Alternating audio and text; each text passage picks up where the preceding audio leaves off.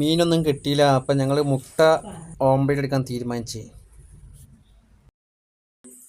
ഇപ്പോഴാണ് നമ്മൾ അയൽവാസിയുള്ള കട തുറന്നിരിക്കുന്നത്. ഇപ്പോൾ പോയി വാങ്ങിക്കൊടുന്ന് 5 മുട ആകുള്ളത്. അതുകൊണ്ട് വാങ്ങി. ഇതാ മുട്ട ഓംലെറ്റ് എടുക്കാനുള്ള തീരുമാനത്തിലാണ്.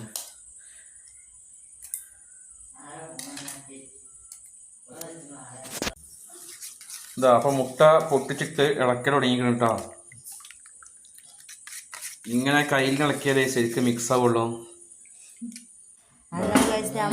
നമ്മള് ദോശക്കല്ലിലാണ് മുട്ട പൊരിക്കല്. ദോശക്കല്ലിലാണ് മുട്ട പൊരിക്കല്. സാധാരണ നമ്മൾ ദോശയൊക്കെ ചുടണ മൈദ ചുടല്.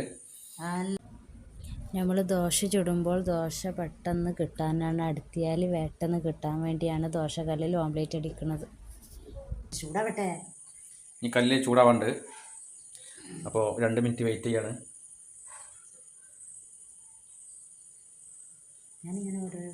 ദോശക്കല്ല് ചൂടായിട്ടുണ്ട്.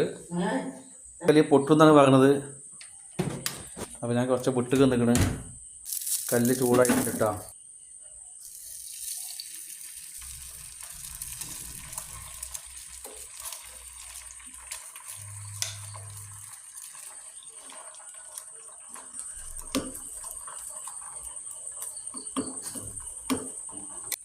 കണ്ടോളൂ.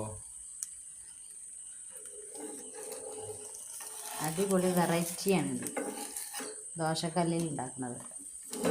എല്ലാവരും അയ്യോ അല്ല.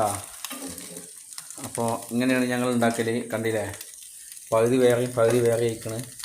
അവനൊന്നും കുഴപ്പമില്ല ഗൈസ്. അതിന് സൈഡിൽ നിന്ന് കഷ്ണം ഞാൻ എടുത്തിക്കണ് ഗൈസ്. ഒന്നായിട്ടുണ്ട്.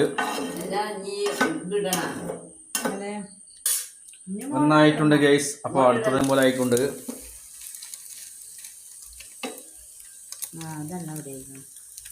ഇത് നല്ല റെഡി ആയിട്ടുണ്ട് ഗൈസ്.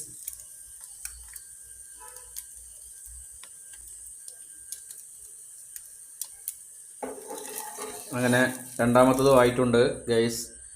ഞാൻ അടുത്തത് ഒഴിക്കുകയാണ്. മുട്ട കൊണ്ട് ഞങ്ങൾ 3 ഓംലെറ്റ് ഉണ്ടാക്കിയിട്ടുണ്ട്. 3 ഓംലെറ്റ് ആയിട്ടുണ്ട് ഗൈസ്.